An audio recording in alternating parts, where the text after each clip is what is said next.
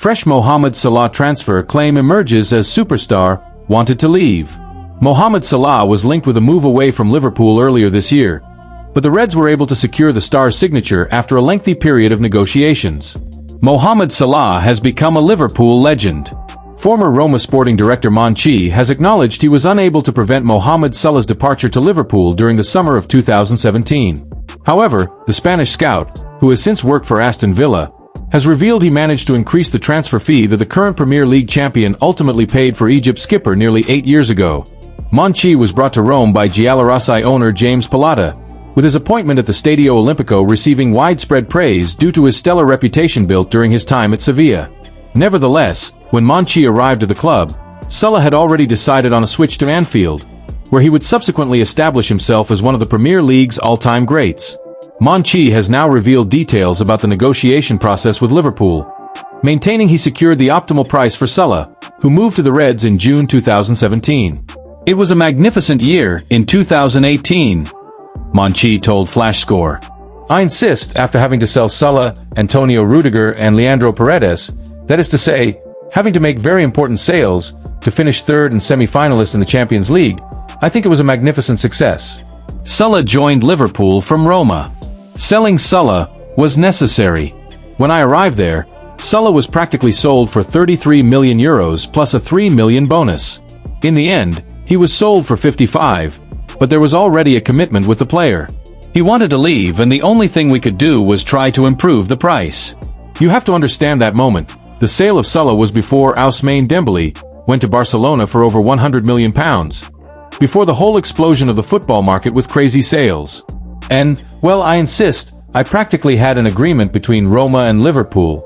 What we did was to push to get as much as possible, because the player already knew he wanted to leave. Salah currently sits third amongst Liverpool's greatest ever goalscorers with 248 strikes across 411 appearances. He's behind only Roger Hunt, 285 goals, and Ian Rush, 346 goals. Both Salah and the Reds will be eager to bounce back to form this Sunday when Manchester United makes the trip to Anfield. The Egyptian forward has netted 11 times during his previous 13 Premier League encounters with United. Ryan Gravenberch not an injury concern for Liverpool. Ryan Gravenberch's fitness is not expected to be a concern for Liverpool despite being substituted at halftime during the Netherlands' 4-0 win over Finland.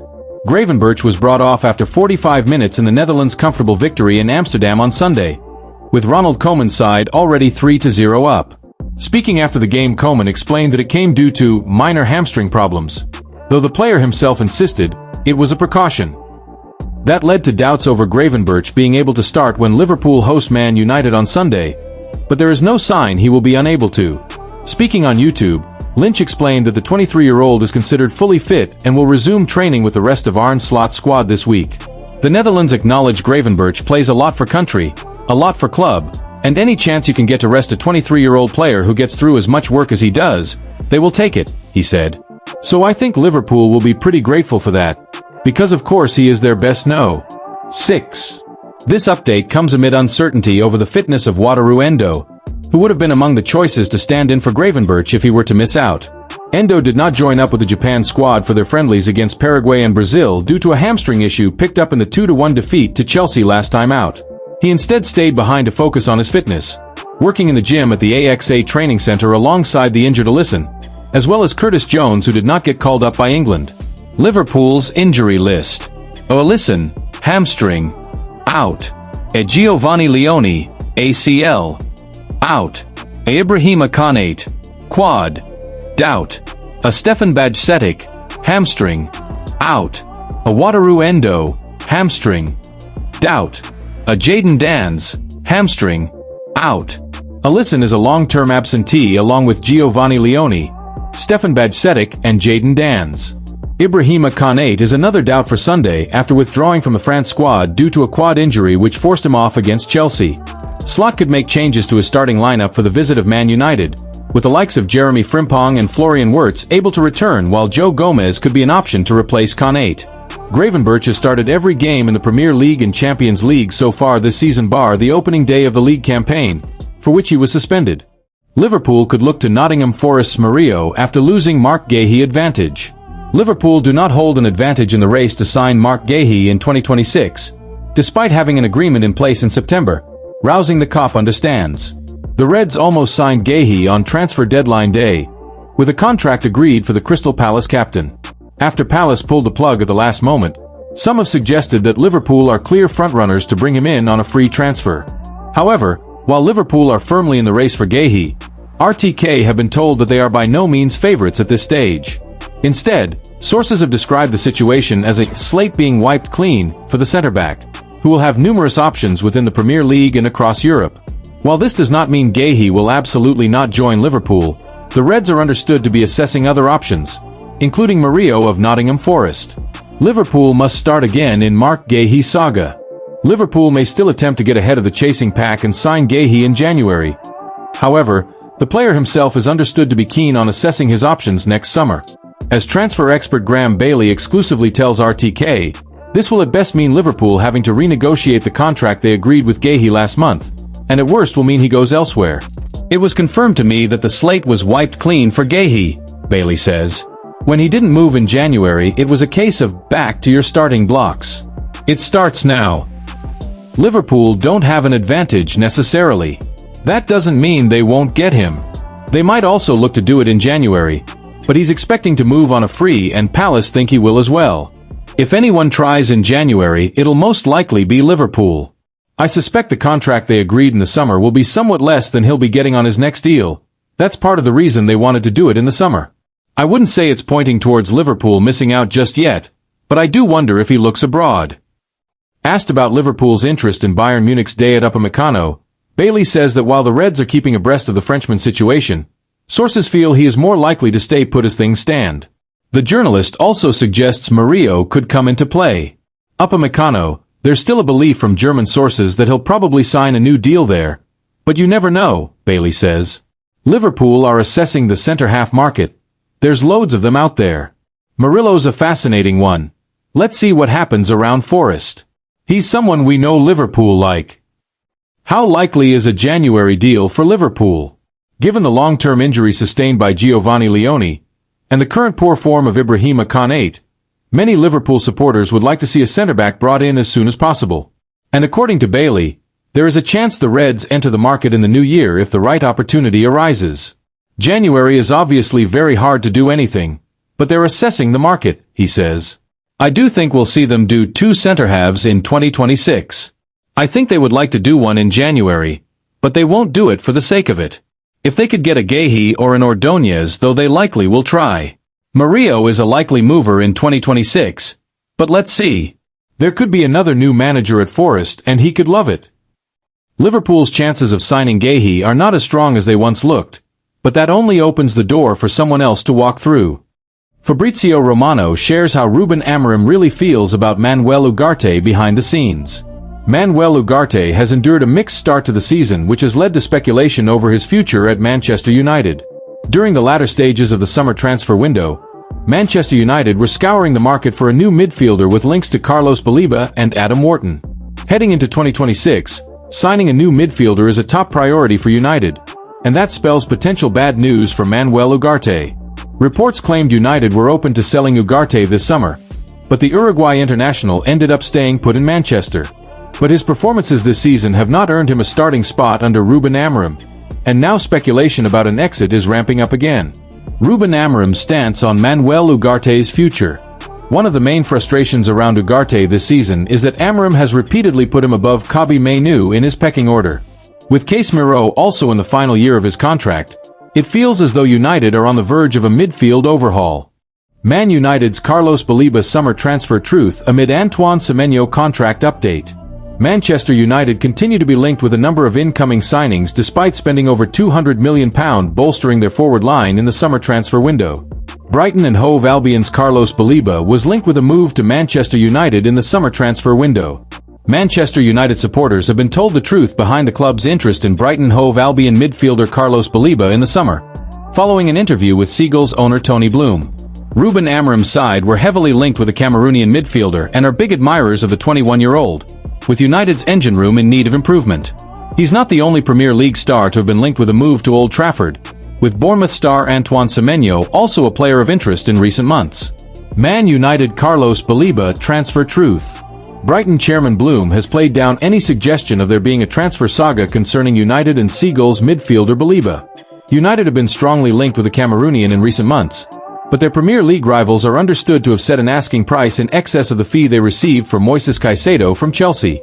Bloom says he gave Ruben Amorim's side a straightforward answer when they asked about signing Baleba last summer. In an interview with the Argus, Bloom said, "I don't think Baleba was a saga. There was interest from Manchester United, and we said that he wasn't available this summer and they went away. So we've had many bigger sagas in the past. But Carlos Baleba, his improvement has been immense. Massively important player to this football club, and just delighted that he's with us for this season." The Men says, "It's no secret that Manchester United want to bolster their midfield options as they search for a Casemiro successor, and just because they were unable to sign Baleba in the summer, that does not rule out a move in the future. That being said, the need to comply with PSR will likely rule out a January approach." Antoine Semenyo contract update. Bournemouth star Antoine Semenyo reportedly has a release clause in his contract with the Cherries which could pave the way for a move to Old Trafford. Talksport say both Man United and Spurs held talks with the forward last summer before he signed a new deal with Andoni Iraola's side. The exact details of the release clause are not yet known, but Bournemouth reportedly value Semenyo in the region of £75 million. The Men says, Semenyo would be another brilliant addition for United, but having spent £200 million in the recent summer transfer market, they had to offload some players in order to make room for the Ghana international. He's also expected to be in high demand and United would need to offer playing assurances. Bournemouth winger Antoine Semenyo has been in sensational form this season. Rio Ngumaha annoyed me by taking my Liverpool record, but he can be one of the best in world. Ben Woodburn saw his record as Liverpool's youngest ever goalscorer taken away in August, but he is predicting big things for Rio Ngumaha. Rio Ngumaha has been backed to become one of the best wingers in the world by the man he scrubbed from the Liverpool record books. Reds teenage talent Ngumaha became the youngest goalscorer in the club's history when he struck a 100th-minute winner to beat Newcastle 3-2 at St James Park in August at the age of 16 years and 361 days, taking the previous record set by Ben Woodburn when he struck against Leeds United in the League Cup at the age of 17 years and 45 days in November 2016. Woodburn, now at Salford City, admits he didn't enjoy seeing his record fall, but thinks Ngumaha has got what it takes to become a global star with the Reds. "I didn't love it," Woodburn told the Manchester Evening News when asked about seeing his record go, "but I was really happy for him. For me, I kind of felt in the moment that the record didn't really matter. I probably didn't realize how big it was at the time, so I'd imagine he's the same. He's probably just loving playing his football. He's played since and he's been great every time he's played for Liverpool, so I'm sure he'll be fine." Liverpool have just signed Isak and Ekatike for over £80 million each. "It's so difficult for a 17-year-old lad to play, but I was surprised how many games he's played already. To me he looks like he could be one of the best wingers in the world at one point, so hopefully he can kick on and do that." Things didn't work out for Woodburn at Anfield after he burst onto the scene as a teenager, and the Wales international ended up leaving the Reds in 2022 after 11 appearances for the first team, the same amount of international caps he has for his country. Ben Woodburn was 17 years and 45 days old when he scored against Leeds United in November 2016. He was loaned out by the Reds 4 times before joining Preston on a permanent deal 3 years ago, and then moving on to Salford last year. "I went on a few loans where I didn't play as many games as I needed to," admits Woodburn. "I stumbled in my career at that point. When you're not playing and other kids are playing, they're going to get better and better. I learned a lot from going on those loans.